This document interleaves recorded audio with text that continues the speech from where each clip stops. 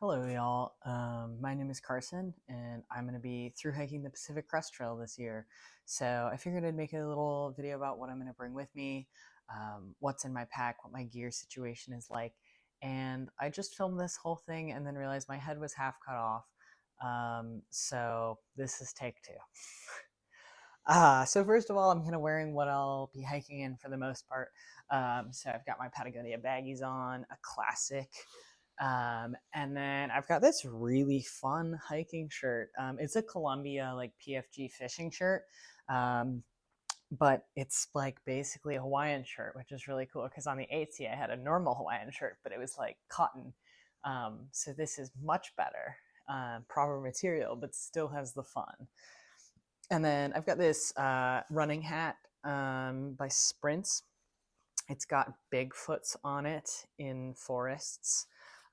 Again, very fun. I like to have some flair for my hiking outfits for sure. Uh, and then as far as footwear goes, I wear Salomon X Ultras. I need to stop saying I wear Salomon X Ultras.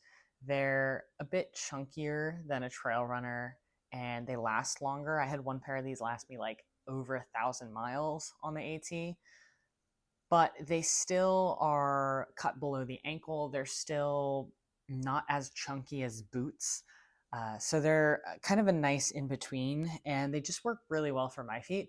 So I wore these the whole AT, and I had no problems. And so my plan is to wear them for all of the PCT as well. And I've been stocking up on pairs to send myself.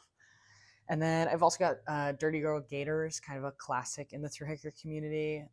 Mine are really funky as well, add some more flair to my outfits. But I think they'll be really good for keeping the sand out of my shoes in the desert, especially. I've never been a Gators person until I like recently got these for the PCT, but I think with the sand that'll be like really necessary. I have my trekking poles here. They're just REI's aluminum trekking poles.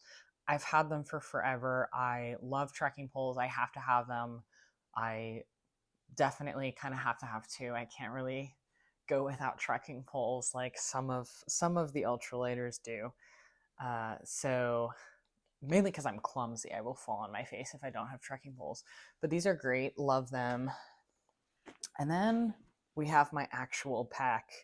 So I have a ULA circuit made of the ultra material. I think in a opposition to, I want to say Robic, but I think that's their typical material. But honestly, all of the fancy ultralight fabric materials I get kind of mixed up. It's hard to keep them all straight from each other. But yeah, I just got this. I've used it a few times and I've really liked it, but I still have a lot of shakedown hiking to do to kind of make sure that my gear is all good to go. Any of the like larger like ultralight items are things that like I did not have prior to a few months ago.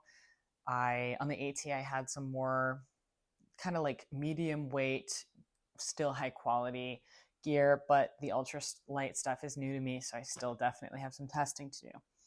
That being said, though, we'll go on kind of the outside of the pack first. So on the front here, I have this little like shoulder pocket from Z-Packs. In it right now, I have pepper spray. Almost everyone you meet is wonderful and amazing. Sometimes there are people who are a little bit odd. And so just having this just makes me feel more comfortable. And then I also have my sunglasses, got these for free because someone left them in a pack at work, which is great. I'll probably keep like a drink up here when I'm hiking or my phone. And then on this side, I've got a buff, snot sweat rag, probably multi-purpose. I got this at one of the ultras I did. And then I have my InReach. So I need to reactivate my subscription for my Garmin InReach, which I will do, I guess, closer to when I start. In the hip belt pocket on this side, I have my headlamp and my earbuds. So my headlamp is a Nightcore NU25UL. It's the one with the shock cord instead of the actual headband. I like it a lot. I think the shock cord feels more or less just as comfortable as the headband. And it kind of makes you look cool. Like it makes you look ultralight, which is silly, but you know. And then I have my earbuds. I listen to a lot of music on trail. music, podcasts, etc. I usually hike alone, so I really like that. And I don't need another thing to charge, so corded earbuds are the way to go for sure. And then in the other side, the other hip belt pocket, I've got hand sanitizer, an extra washer for my water filter for my Sawyer squeeze. And then right now I have a little tub of Vaseline. I'll probably put in like a more normal like chapstick, but I definitely want to keep some kind of chapstick in my front hip belt pocket. Alrighty. Turning the pack around, in this outer mesh pocket is where I'm going to go next. So first of all, I've got my frog togs, so I have both the pants and the jacket. I really like having both the pants and the jacket. I know that it's like gonna probably be much less rainy on the PCT than the AT, but like there will still be some weather, and also when you're cold, it helps to have an extra layer. And so these are kind of like multi-purpose, both for the rain, but also for the wind or just the cold. And so I think that that makes them more valuable than just an extra normal layer, if that makes sense. And then deeper in here, I have my trowel and my toilet paper. Pretty self-explanatory. Also, usually, like when I was on the AT, I also like to carry some wet wipes.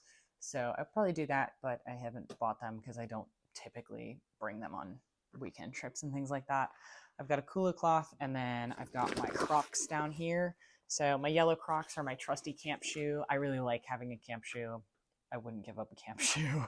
And I have them like clipped on with like a little carabiner because I'm used to my Osprey that had the buckles down there that you could clip stuff onto. And this doesn't really have anything other than the shock cord on the outside of the backpack. So right now I just clip them in with one little carabiner, but I might try to figure out a better system than that. Oh, and I've got things in the side pockets. So I haven't bought my water bottles yet because I'm going to use smart water bottles like a lot of folks. And there's really no point in buying them right now. It's January. So I'll probably start with 4 or 5 bottles. I'm starting a little bit late, so I am concerned about water and the heat. But I'm going to see kind of what other folks are doing, and I'll probably start with at least 4 or 5. But in this side pocket for now, I've got my Sawyer squeeze. So this is what I'm going to use for water filtration. And personally, I just screw it to the top of a smart water bottle and drink straight out of the filter. I don't like screw it on a water bottle and then filter into another bottle. I like the ease of literally, I just have to scoop and then I can leave. Like I don't have to spend time filtering water, which I love. And then in the other side, I've got my tent stakes. These are all very assorted. I have collected tent stakes from different sources for a while. So some of them are pretty lightweight. Like there's a couple MSR Groundhog Minis in here and an MSR Groundhog, but then some of them are a little heavier, but they're all just very assorted. Nothing special about them. Didn't pay for them. And then I've also gotten here a Talenti jar for cold soaking and a plastic spoon. It's like durable plastic. It's not disposable, but it is plastic. I am about 80% sure I want a cold soak. I'm not committed yet, but I'm intrigued and I'm leaning towards it. I've never been a cold soaker before at heart. I had a stove and a pot on the AT, but I never have liked cooking breakfasts or lunches. And so it feels almost a little silly to carry the stove and the fuel and the pot just for dinners. And I like the idea of throwing things together and just hiking some more and then it's ready. I like the idea of not having to pay attention to your cooking. But I want to test it out a bit more on some shakedown hikes to make sure that I can actually feasibly like do that for a whole through hike. But for now, that's the plan. All right, now into the pack body.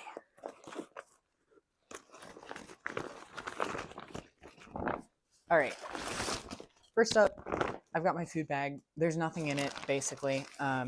It's a 15-liter NRS dry bag, but one of the like lightweight dry bags. The only thing I have in it, because I didn't buy food for a video, that would be kind of silly. The only thing I have in it is my toothbrush and toothpaste. So I keep my toothbrush and toothpaste in my food bag because I find that it helps trick my brain into remembering that I need to brush my teeth after breakfast and after dinner, because I have to see it, and like get past it to get to my food. So that's kind of just like a mind trick to help me like keep up with my typical like hygiene and health habits. All right. Next, I have my Diddy bag. So for now, I have everything in this one bag, but I may separate it into two. One thing that I didn't put in here that I will be carrying is I have some personal medication and supplies that I'll need to bring. And in here, I have a glasses case because I wear glasses, but I only have a slight prescription, so I take them off a lot while I'm hiking if I get sweaty and it gets annoying. And I want somewhere to store them and keep them nice and keep them from getting scratched. And there's also a cloth in here. All right, and then next I have my wallet, right? In normal life I keep earplugs in my wallet, so I have some loop earplugs, which I think are nice in general, but also like when you're camping next to a bunch of people and someone's snoring, those will come in handy. I have all my cards. I also, when I was renewing my passport, I got like one of those passport cards, which I think will be easier with going in and out of Canada at the end of the thru hike. I have the little DCF repair tape that came with, spoiler alert, my DCF tent. I figured the DCF tape is probably worth keeping around because it's a little bit harder to find as far as patching material goes than some other things to repair other pieces of gear. So I think I'm going to keep at least the DCF tape. There are also some zippers here, but I don't know if I'll keep those with my gear. I have this Anker 10,000 milliamp hour battery bank and a little iPhone charger cord. In all of my experience on the AT, 10,000 milliamp hours was always like more than enough for me. My devices never between towns like completely died, aside from when it was like 15 degrees out and just the cold took the battery out of everything. And so I'm thinking it'll be fine for the PCT. I'm aware that I'll probably need a little bit more charging capacity if I'm filming a lot, and also because my headlamp is now a rechargeable headlamp instead of a battery powered one. So I may have to get either like a second cheap little, half battery bank or an upgrade, which is fine. But I think I'm going to cross that bridge when I get there. Going with that, I have my into the wall charger. It has 2 USB ports. And I also have this cord that should charge both my battery bank and my Garmin InReach and my headlamp. All right. Next up, I've got my tiny, cute little Swiss Army knife. It's a little crusty, but it is still fine. I just need to clean it. I guess I didn't the last time I used it. And then definitely sunscreen for the PCT for sure. I want to take care of my skin, and so sunscreen. I feel like that's self-explanatory, but shout out Hatback for the sunscreen from Japan.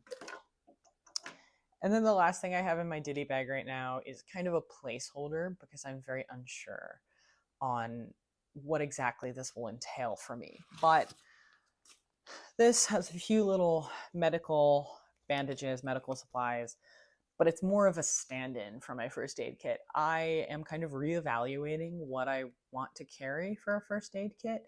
On the AT, my first aid kit really consisted of the typical thru hikers, the traditional thru hiker first aid kit, which is just about nothing. I think I had ibuprofen, a couple of packets of antibiotic ointment, and then my InReach. The idea being, look, either it's super major, in which case I'm calling a helicopter, or it's not major enough for that, so I'll probably be able to get to the next town. I have been thinking about it a lot more lately. I just finished up my wilderness first responder certification last week, which has definitely made me be thinking about what what first aid supplies I could carry that might have a significant impact either on myself or the folks around me if there were to be a medical emergency.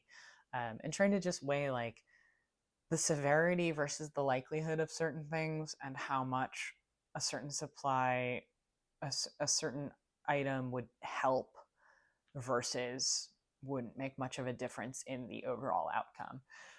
So that's something that I really have to think on. If you have any thoughts, please let me know, especially if you've been a thru hiker or been trying to be ultralight and also navigate first aid kits. Next things in my pack kind of get into clothing. So I have this kind of base layer, these long underwear or leggings from REI. They've always been really warm. They've held up well. I wore them the whole AT. Typically, they're kind of my sleep pants, or if it's cold out, I'll just wear them hiking, but love them, super comfortable.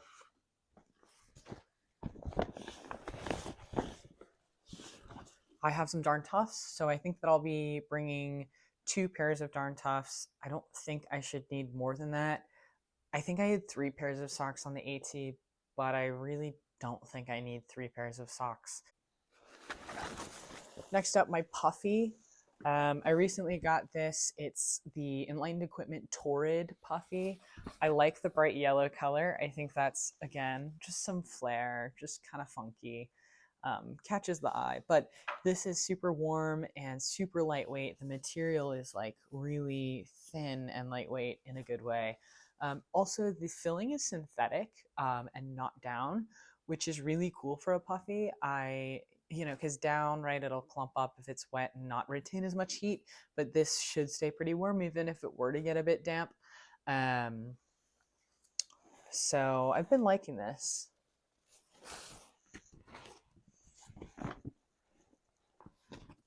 I have this fleece hat that keeps me pretty warm. I'll also be carrying a pair of light gloves, likely, but I couldn't find them. I went cross-country skiing all day yesterday, and so my things are kind of still a mess. There also should be a video on that at some point, but don't know where my gloves are. We'll have a lightweight pair of gloves. And I don't know where they're from either. They're just a random pair of lightweight gloves. And then I have my sun hoodie. So I'm excited about this because I just got this for Christmas. I didn't have a sun hoodie before that. It's the Patagonia sun hoodie. I really love this color and it's really comfortable. So I'm hoping that that'll also help with kind of some sun cover up in the desert. All right, we're down to the final 3 items. So first up, I've got my sleeping pad. It's a Neo Air X Lite, like almost all of the other thru hikers. I love the Neo Air X Lite. I got to use it a lot through the program I work for before I ever bought mine. It's super comfortable to sleep on. It's pretty quiet compared to my last inflatable sleeping pad for sure. And then, I could leave the pump sack at home. I probably should as someone trying to be ultralight, but it makes it so much easier and I don't have to get dizzy blowing it up. So yeah. Also, I got this in small, which is supposed to go up to like 5'6". I'm like 5'9", but it's great. It really doesn't make that much of a difference and it saves a couple ounces. So that's kind of cool.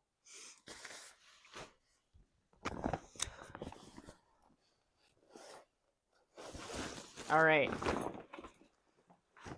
Now on to the tent. So I bought a Z-Packs Plex Solo, which is their 1-person tent, and I really like it. I've used it a few times. I need to use it a lot more, right? Like I was saying, the kind of the ultralight stuff, the pack, the sleeping bag, the tent, the sleeping pad, the puffy jacket, those are all new to me. Bought them a few months ago, and so I still need to try them out a lot more, but I like this tent. Z-Packs' 1-person tent is pretty roomy, I would say, for a 1-person tent. I think it's definitely bigger than my Big Agnes Copper Spur one. I still have to kind of figure out the condensation issues, the moisture issues with it, which is fair. It's a single wall tent, so like that's gonna happen. And sometimes even with a double wall tent. But I will say the setup is not as hard as people say it is. I feel like it's really, I mean, my pitches aren't perfect. Like it does take a certain level of finesse, but it's not hard to get a decent tent, in my opinion, in like average conditions. The design of the tent is really cool. There's a bunch of like small things that I would have never thought of. Um, so I have been liking this. I do need to use it more. All right. And then lastly, I have my sleeping quilt. So I keep my quilt in a waterproof compression bag, partially to just give it that extra layer of being waterproof on the off chance all of my other stuff gets wet. And then also, I don't feel like I can get it compressed nearly as much if I just leave it loose and put a bunch of stuff on top of it. I know that works for a lot of people. I feel like it doesn't work very well for me. So I keep it in a compression sack. This is just a Sea to Summit, I think 10-liter compression sack. Also, as far as waterproofing goes, I likely will have a contractor's bag lining my pack to keep it waterproof. I didn't put it in now because it's really loud and so it might like mess with audio stuff, but I did that on the AT and I really thought it was helpful. All right, so sleeping quilt. So I have this Enlightened equipment. I think it's the Enigma.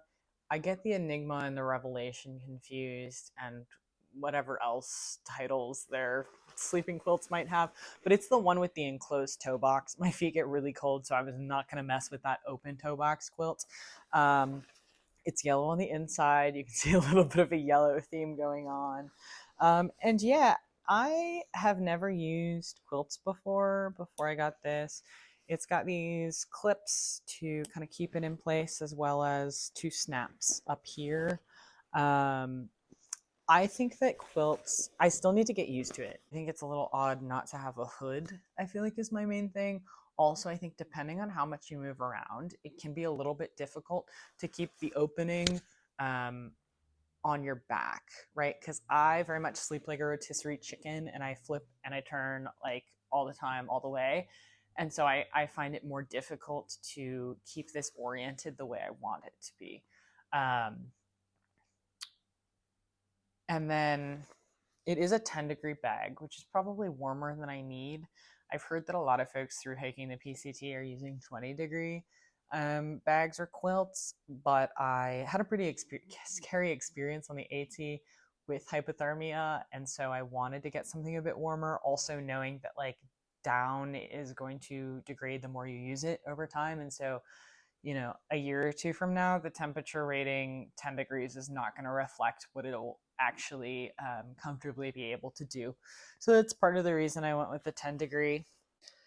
With all that being said, that's kind of my gear situation for now. I did kind of just throw this all together for the video. So if there's something major that you think I'm forgetting, I'm probably just forgetting it for the sake of this video and not in general. But it would be helpful if you commented.